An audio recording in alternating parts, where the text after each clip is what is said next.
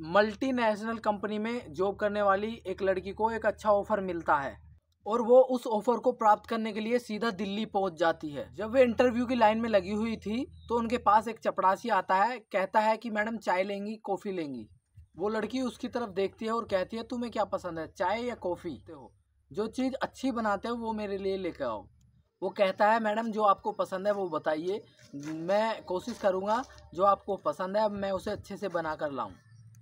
तो बोलती है लड़की की चाय लेके आना, थोड़ी कड़क लेके आना कि पता नहीं इंटरव्यू में क्या क्या पूछा जाए, मुझे डर लग रहा है। वो चपरासी जाता है और थोड़ी देर में आता है, चाय लेकर आता है और मैडम चाय पीने लगती है और अपनी बारी का इंतज़ार कर रही थी। जैसे ही अपनी बारी आने वाली थी, नंबर आने वाला था, चाय ख़त्म हो जाती है और वो बैठी बैठी उस चेयर पर सो जाती है। उसे पता ही नहीं लगता।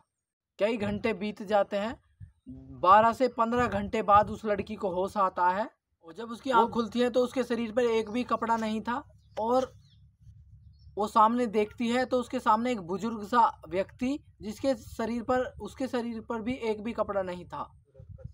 उसके शरीर के साथ खेलने की कोशिश कर रहा था लेकिन उसके शरीर में इतनी ताकत जान नहीं थी कि वो उसका विरोध कर सके। जुबान में इतनी ताकत नहीं थी कि वो अपनी आवाज़ निकाल सके क्योंकि उसे चाय में कुछ ऐसा मिलाकर दे दिया गया था। उसके शरीर की जो ताकत थी वो कहीं ना कहीं कमज़ोर हो चुकी थी।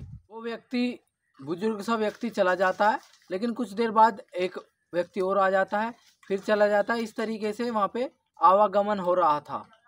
15 लोगों तक उसने गिनती की लेकिन उसके बाद वो गिनती भूल जाती है। जब वो पूरी तरीके से होश में आ जाती है तो तब वो पानी मांगती है, पानी नहीं मिलता। खाना मांगती है, खाना नहीं मिलता। जब वो कहती है कम से कम तन ढकने के लिए कपड़े तो दे दो, तन ढकने के लिए कपड़े भी नहीं मिलते, खाना नहीं मिलता, पानी नहीं मिलता।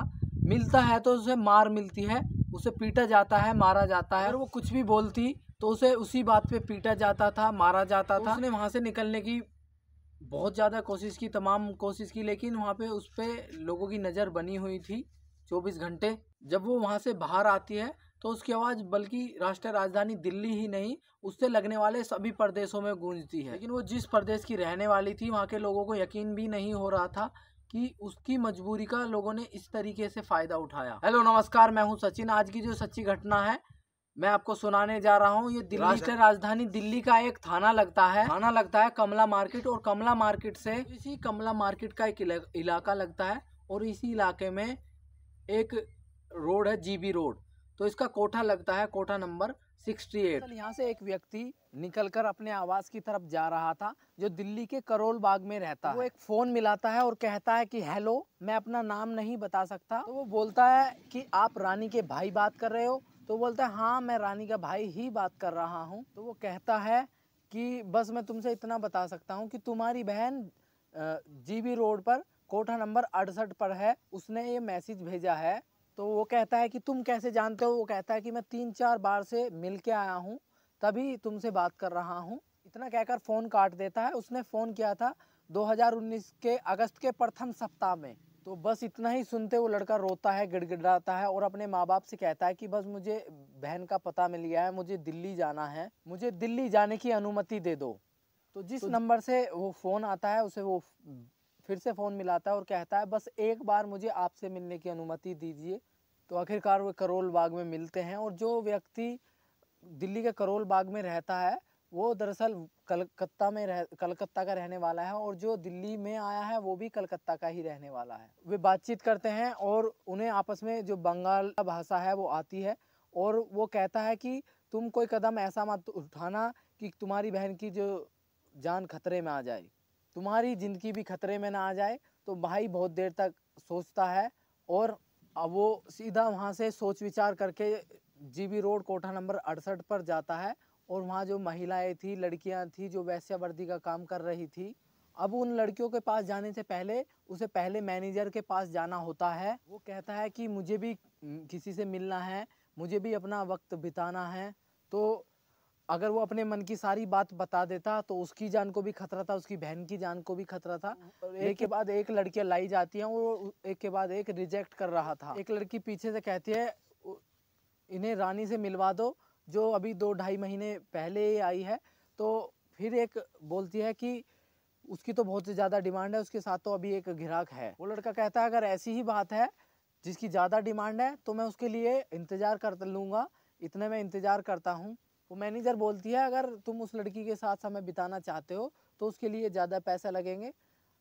वो कहता है कि कोई बात नहीं, मैं ज़्यादा पैसे देने के लिए तैयार हूँ, मैं इंतज़ार करने के लिए भी तैयार हूँ, मुझे कोई ऐतराज़ नहीं है। जब वो खाली होगी से ही सामने का दरवाज़ा खुलता है तो एक ग्राहक बाहर आता है और जो लड़की थी वो भी बाहर आती है और आखिरकार भाई और बहन का जो आमना सामना हो जाता है। लेकिन जो बहन है आंखों ही आंखों में कुछ कहना चाहती थी, शर्माई हुई थी, अपने कमरे की तरफ चलने लगती है। लड़का भी उसके पीछे पीछे कमरे में पहुंच जाता है, दरवाज़ा बंद कर लेते हैं और वो बस इस तरीके से एकदम गले लग के रोने लगते हैं, फूट फूट कर रोने लगते हैं। और उन्होंने साथ ही अपने मुंह पर भी आपस में हाथ रख लिया था ताकि रोने की आवाज़ जो है बाहर ना चली जाए, भाई और बहन की जान की ना आ जाए, दिक्कत ना आ जाए। वो आपस में गले लगकर फूट फूट कर रोने लगते हैं। अब आपस में वे अपना मुंह भी बंद कर लेते हैं ताकि रोने की जो आवाज़ है वो बाहर ना चली जाए। और वहाँ जो कमरे में रहने की एक समय सीमा थी, जब उससे ज़्यादा समय हो लग रहा था तो जो दरवाज़ा खटखटाने लगे और कहने लगे कि इतनी देर कैसे लग रही है। तो वो कहता है कि मुझे और वक्त रहना है। नुके वो बोलते हैं अगर वापस नहीं आए तो तुम्हारे लिए ठीक नहीं होगा। कहते हैं अगर तुम 5 मिनट में वापस बाहर नहीं आए तो तुम पे इसका डबल चार्ज लगेगा। तो कहता है कोई बात नहीं, मैं डबल चार्ज देने के लिए भी तैयार हूँ। बहन अपनी कहानी सुनाने शुरू करती है तो भाई भी रोने लगता है, बहन भी रोने लगती है। असल वो बताती है कि वो कलकत्ता की जिस मल्टीनेशनल कंपनी में काम करती है उसकी वहाँ पे एक दोस्त बनी थी जिसका नाम ज्योत्सना था। ज्योत्सना उसके सामने जाकर रोने लगती है और कहती है कि मैं बहुत अभागी हूँ कि मुझे एक बहुत अच्छी कंपनी से ऑफर आया था, लेकिन जो मेरे घर के हैं वो मुझे वहाँ पे जाने नहीं देते हैं। कि रानी उससे पूछती है कि तुम्हारी सैलरी कितनी है, तो वो बताती है लगभग मेरी 35 से 40 हज़ार रुपये जो तनख्वाह है, लेकिन जहाँ मेरा जो ऑफ़र आया है वहाँ 1 से 1.5 लाख रुपए जो है तनख्वाह है। रानी उससे कहती है क्या मुझे वहाँ नौकरी नहीं मिल सकती, क्योंकि रानी को भी कम पैसे मिलते हैं। तो तभी ज्योत्सना उसे कहती है, तो वो कहती है कि मेरी जगह तुम इंटरव्यू दे लो, मेरे घर के जब अलाउ करेंगे या मेरी जो दिक्कत है वो ठीक हो जाएगी, मैं फिर जो है अप्लाई कर दूँगी। ज्योत्सना की और उसकी दोस्ती इतनी गहरी हो गई थी, जब जब वो टी ब्रेक के लिए या खाना खाने के लिए बाहर जाते थे तो आपस में जो अपना खाना बांट कर खाया करते थे। वो उसे कहती है कि जो इंटरव्यू कब है, तो बताती है कि 10 जून 2019 को फला जगह इंटरव्यू है, तो उसके लिए जो रमज़ान है ये तुम्हें दिल्ली लेकर चला जाएगा। तो जब उसका इंटरव्यू वहाँ पे होता है तो वो इंटरव्यू के बाद पहली बार वो कोठे पर आती है। 11 जून को उसकी ये पहली बार शुरुआत होती है। पहली बार 10 से 15 लोग उसके साथ में संबंध बनाते हैं, तो हर दिन फिर तो एक जैसे ही हो गए थे। अब ज़्यादातर ग्राहक उसकी डिमांड करते थे क्योंकि वो ज़्यादा पढ़ी लिखी थी, सुंदर भी थी। वहाँ से निकलने की भी उसने बहुत कोशिश की, लेकिन जब वो खाना पानी मांगती थी तो उसे पिटाई मिलती थी। तो जब वो शोर मचाती तो उसको कोई इंजेक्शन या दवाई दे दी जाती थी, जिससे कि वो और ज़्यादा उत्तेजित हो, सोने के लिए नहीं, शारीरिक संबंध बनाने के लिए। साथ ही कोठे वालों की नज़र उस पर लगातार बनी हुई थी। वो ही एक ऐसी लड़की थी जिसे कोठे से बाहर जाने की अनुमति नहीं थी और वो वहाँ से बाहर जाना भी चाहती थी। साथ ही एक दिन एक ग्राहक आता है जो कि पश्चिम बंगाल का रहने वाला होता है, तो वो रानी उसे औरों से ज़्यादा आओ तवज्जो करती है, बातचीत करती है। उस ग्राहक को उसकी आदत सी हो गई थी और वो जब भी आता था उसी के पास आता था शारीरिक संबंध बनाने के लिए। तो वो 3-4 बार वो ग्राहक उसके पास आता है क्योंकि उसे औरों से ज़्यादा जो तवज्जो करती है। लेकिन एक दिन वो रानी उससे कहती है कि क्या तुम मेरा भाई को फ़ोन कर सकते हो? तो तुम फ़ोन कर दोगे तो मैं यहाँ से बाहर निकल सकती हूँ। तो वो कहता है मैं ऐसा नहीं कर सकता क्योंकि ये लोग मुझे मार डालेंगे। उसके सामने रोती है, गिड़गिड़ाती है, पैर पकड़ती है कि कहती है बस एक बार तुम मेरे भाई को फ़ोन कर दो, मैं यहाँ से निकल जाऊँगी। वो वहाँ से बाहर आता है और सोचता है मैं करूँ तो करूँ क्या? अब ये पुलिस से मैं कंप्लेन करूँ, पुलिस इनसे मिली हुई हो तो बहुत ही ज़्यादा दिक्कत हो जाएगी। ये जो माहौल है, ये जो गलियाँ हैं, ये बाज़ार है, मेरे लिए बिल्कुल अनजान है और अकेले हैं। वो अगले दिन फिर जो है डिमांड करता है, अगले दिन फिर जाता है कि मुझे रानी से मिलना है, रानी से मिलना। वो अपनी बहन के पास जाता है, उससे पूछता है आखिर रानी करे तो क्या करे, मेरी तो कुछ समझ में ही नहीं आ रहा है।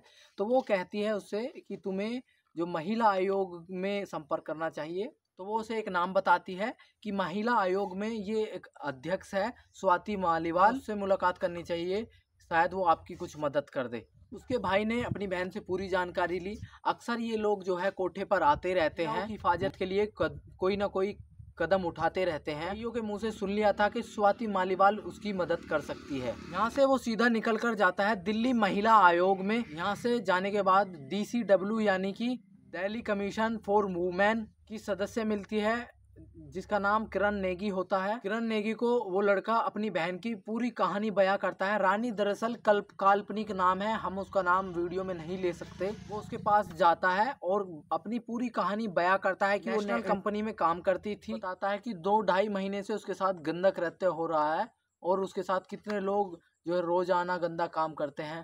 कहती है कि मैं अपनी अध्यक्ष से बात करती हूँ। तभी किरण नेगी ने स्वाति मालीवाल से बात की, तो वो कहती है कि ऐसे ऐसे मसला है कि उसका भाई मेरे सामने बैठा है और वो अपनी बहन से अभी कोठे पर मिलकर आया है, इसलिए इस बात में कोई भी झूठ नहीं है, हमें इसकी मदद करनी चाहिए। स्वाति मालीवाल ने जब पूरी कहानी सुनी, पूरी कहानी सुनने के बाद उसने सीधा डिस्ट्रिक्ट सेंट्रल मंजीत सिंह रंधावा उनको फ़ोन करती है और कहती है सर मुझे आपकी मदद चाहिए। कहती है कि GB रोड पे एक कोठा है और यहाँ पे रेड डालनी है। एक लड़की कई महीने से यहाँ पे फंसी हुई है और लगभग 2.5 महीने से उसके साथ में गंदा कृत्य भी हो रहा है। उसे नौकरी के बहाने कलकत्ता से दिल्ली बुलाया गया था। जब मनदीप सिंह रंधावा पूरी कहानी सुन लेते हैं तो वो 9 अगस्त 2019 को ये प्लानिंग बनाई जाती है और उससे कहा जाता है कि तुम कोठे पर जाओ और जब तक हम ना आए तुम्हें अपनी बहन के साथ ही रहना है ताकि हम दोनों आप दोनों को बचा सके। तीसरी बार भी भाई कोठे पर ग्राहक बन के जाता है और उसे कह दिया जाता है कि जब तक हम ना आए तुम्हें अपनी बहन के साथ ही रहना है ताकि हम तुम्हारी जान बचा सके।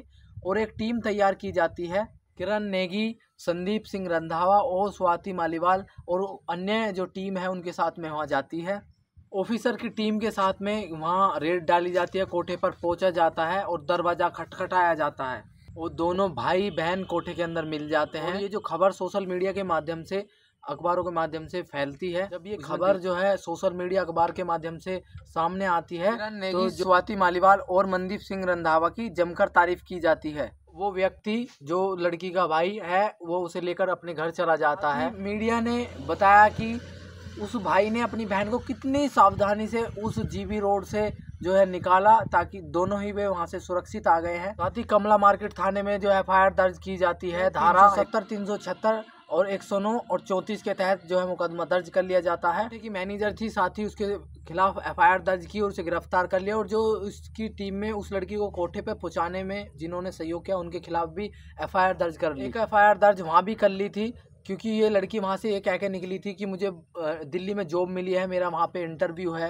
8 जून 2019 को वो अपने घर से निकली थी और 10 जून 2019 को उसका जब फ़ोन बंद हो चुका था, घर वालों ने उसकी कलकत्ता के अंदर ही गुमशुदगी दर्ज करा दी गई। दोस्तों, इस घटनाक्रम को सुनाने का मकसद किसी को परेशान करना नहीं है, किसी का दिल दुखाना नहीं है।